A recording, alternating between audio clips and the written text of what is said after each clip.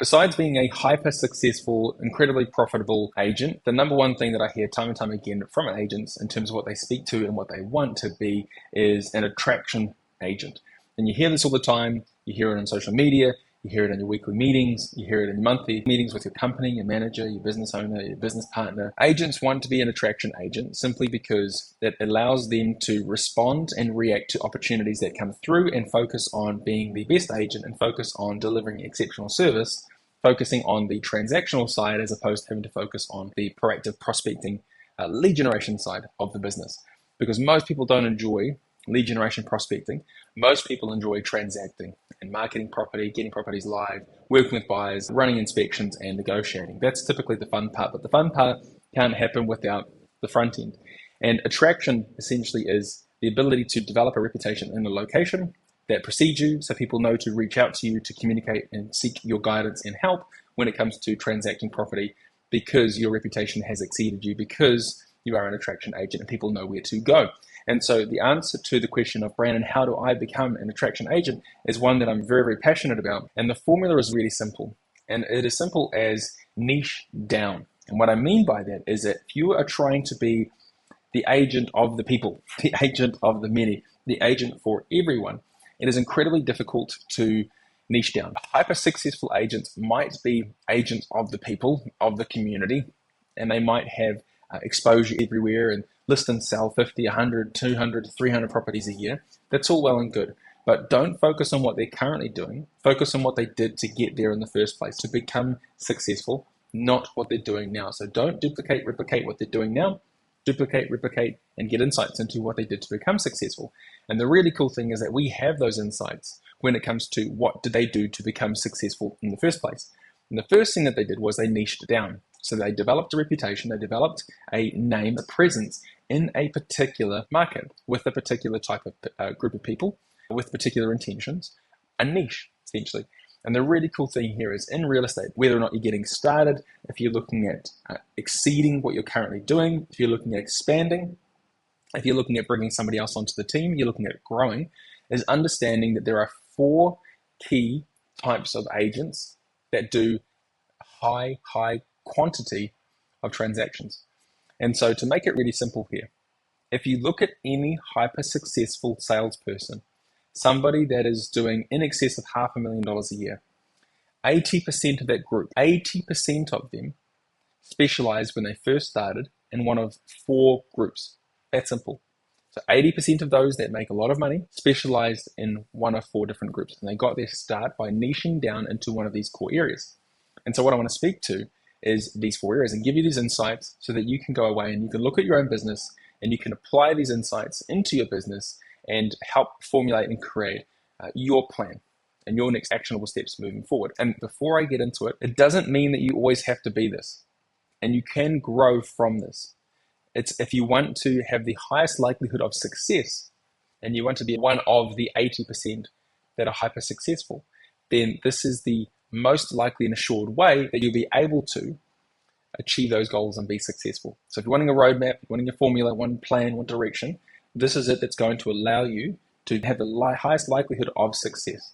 And so the first out of the 4 is the most common. And the first is very simple. It's not something we haven't heard before, but it is a location-based specialist. And so they specialize in a location, and everything they do when it comes to data extraction or acquisition, when it comes to prospecting, lead generation, marketing, community involvement, any bit of time, energy, and effort that they're spending in their business is dedicated towards that location. They don't do anything else outside of that location. They don't take opportunities on outside of that location. They are branding themselves and they're creating a perception in the marketplace that they are the number one agent in that location, because everything that they speak to, whether it's videos, emails, phone calls, texts, Facebook ads, Google ads, partnering with realestate.com or whoever it is that you are doing everything in that particular location. And every activity is geared towards creating that reputation in that location so that it compounds upon each other and you then achieve the result that you're looking for. And so anything and everything they do is geared towards that.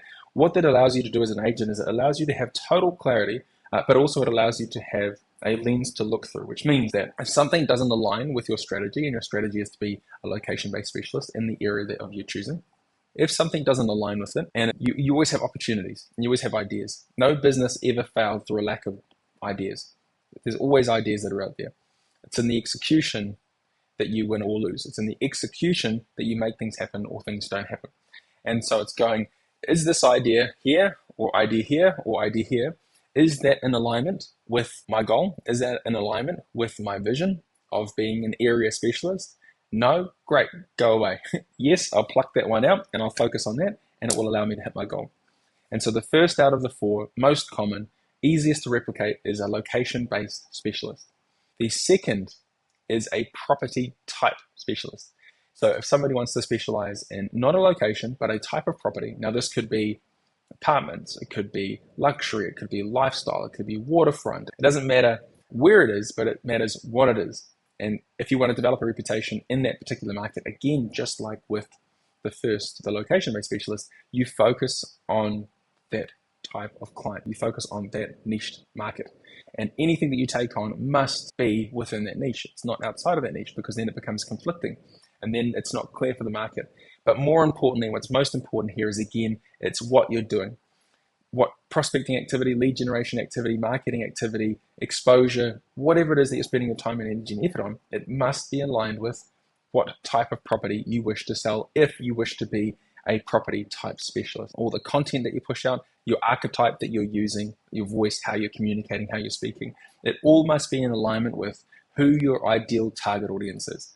Because if your target audience is a luxury property, a luxury market, the way that you communicate, convey yourself, even just the color palette that you use in your marketing, your advertising, is going to be different than if you wanted to be an apartment specialist. Neither is better than the other. It's totally up to personal preference and what you enjoy and the type of people that you would like to work with. Because again, even though the product is property, the client is a person. And so you need to not only consider the property, the product that you want to sell, but you must also consider the type of person that you want to work with as well. And do they align with how you envision yourself as being an agent? Do they align with your beliefs, that type of person, that type of client? And are you going to have a lot of fun as well? And so once you've identified the type of property, the type of client, it's making sure that all of the communication that you provide is going to be received in the best possible way and understood and accepted by that type of client. Because again, the way that you communicate with an apartment owner is going to be very different. Let's say, as an example, it's $400,000. Very different than the way you're going to communicate with somebody that has a $10 million property. And so we have to be aware of who our client is, and again, adopt that lens and think of that client, and everything that we do must speak to that client and must ensure that it's targeting those clients in that marketplace as well. And if something becomes a distraction because it doesn't align with that, we don't do it. It's that simple. Now, the third is an investor. Now, an investor is not a developer. We'll talk about that in a moment. But an investor is somebody that will buy property for a long-term hold. Yield-based, capital-based purchases. An investor could be somebody that wants to do renovations, trades, flips. It could be somebody that wants to do very, very small scale. We call them mum and dad small scale developments. They might have a large section. They want to chop off the back part of the section, build a new property, and sell the front one or sell the back one. So small scale subdivisions is still classified as an investor. Now, if you want to specialize in the investment marketplace, great. But again, it's realizing who your target audience is. And what's really important, and why it's really important to understand who your niche is and who your target audience is, because each of these people hang out in different places. The easiest client to find is a location based, and that's why it contributes to why that's the most used niche in the marketplace. And the most common as successful agent is a location-based specialist, is because you know exactly where your clientele is. If you want to find somebody in a location that you want to market to, you can walk down the street, knock on the door, and you can talk to your potential customers. Whereas if you want to work in the investor space and you want to talk to somebody that wants to buy long-term holds, you will have to go and find them in the places that they hang out. You need to understand in your local area, in your community, it's finding the people and knowing where they hang out that you want to communicate with, whether it's investor communities, whether it's Facebook pages. It's understanding that when you identify who your niche is and who your market is, it makes it much easier for you to select the activities, the prospecting methods of marketing that are appropriate for that client. If you're doing everything targeting an investor in all the places that investors hang out, it compounds and you're able to develop a reputation much quicker, a presence, which then leads through to being an attraction agent because people know where to go because they have clarity as to who you are and what you do. And they know where to go for help. Smart people intelligent people, if they are your ideal clients, they know to go to somebody that knows what they're talking about. If anybody wants to learn something quickly and efficiently, they go to somebody that already knows it and they ask that person to give them insights or teach them. So the most successful people that I've ever met in my life know to go and seek out those that are already doing something very well and then get insights from them. And so if you position yourself as the authority in that space, immediately there's clarity for them as to where to go because you're a voice speaking to something that is important to them.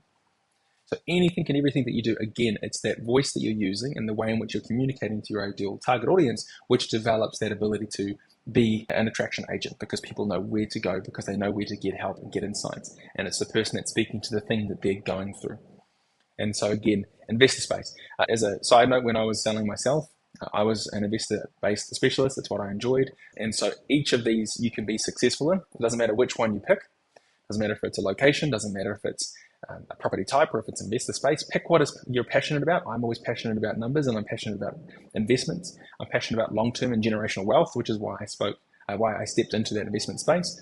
And because I was passionate and I enjoyed it as well, my clients and customers could also see that I enjoyed it and I was passionate about it. And I then was more likely to spend more time and energy learning more and building an understanding and an asset, which is my knowledge around that particular topic, that people then sought out to understand what they could do or should do in those circumstances. I became an attraction agent in that space. So you can do it anywhere and with any of them.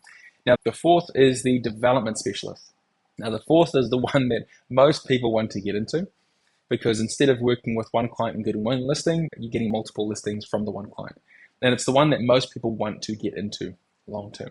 Now, again, make sure that it aligns with your beliefs, what you like, what you enjoy, what you're good at, what you're passionate about, because you just become better at it if you actually enjoy and like what you do and want to learn more and more about it. When it comes to development, it is the hardest space to get into. It is typically the hardest space to get into for any agent wanting to niche down and be a specialist. One, because it takes most time to develop relationships because there are fewer of these people, so they're harder to find. It's easier to find a local resident, harder to find somebody that's a developer in a location. And so because it typically takes longer to establish yourself and get opportunities coming through, most agents don't make it in the industry as a whole because they're burning through their savings, what they're living on, prior to actually getting an opportunity, or they pivot to something else and then spend a long time developing those relationships or trying to get into that space.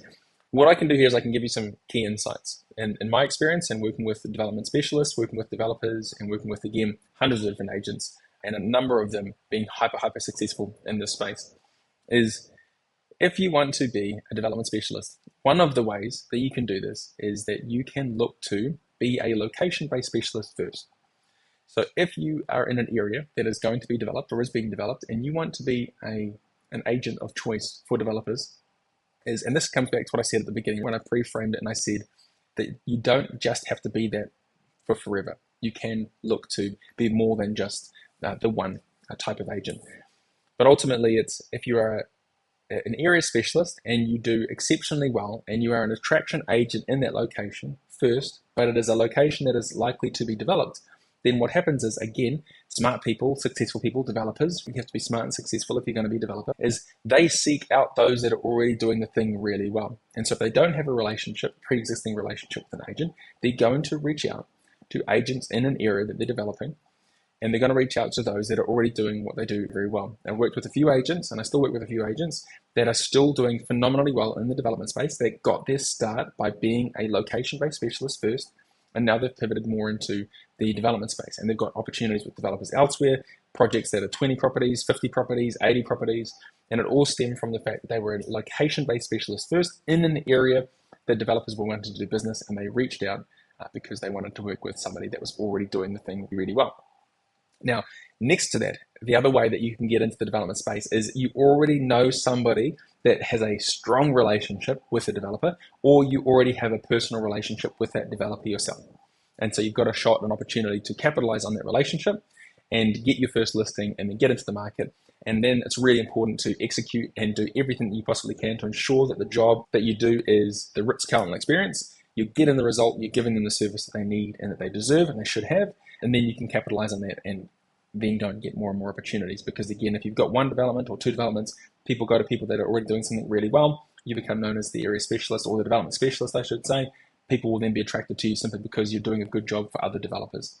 Again, successful people look to what other successful people are doing, or somebody that's already doing that thing really well.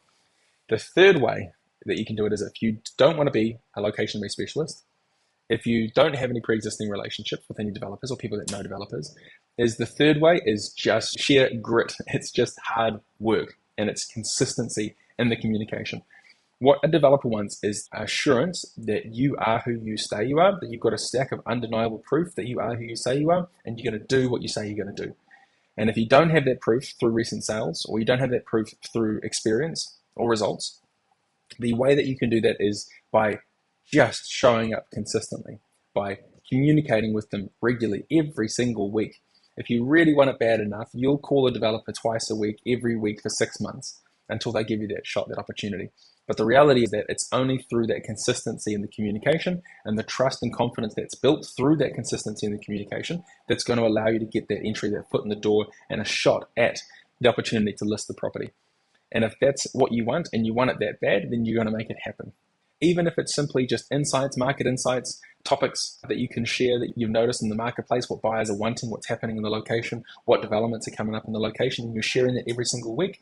That's all you need to share. Just add value and stay consistent in the communication, and then you will get your shot. Could be 1 month, it could be 3 months, it could be 9 months before you get your shot, but you're going to get that shot with the developer.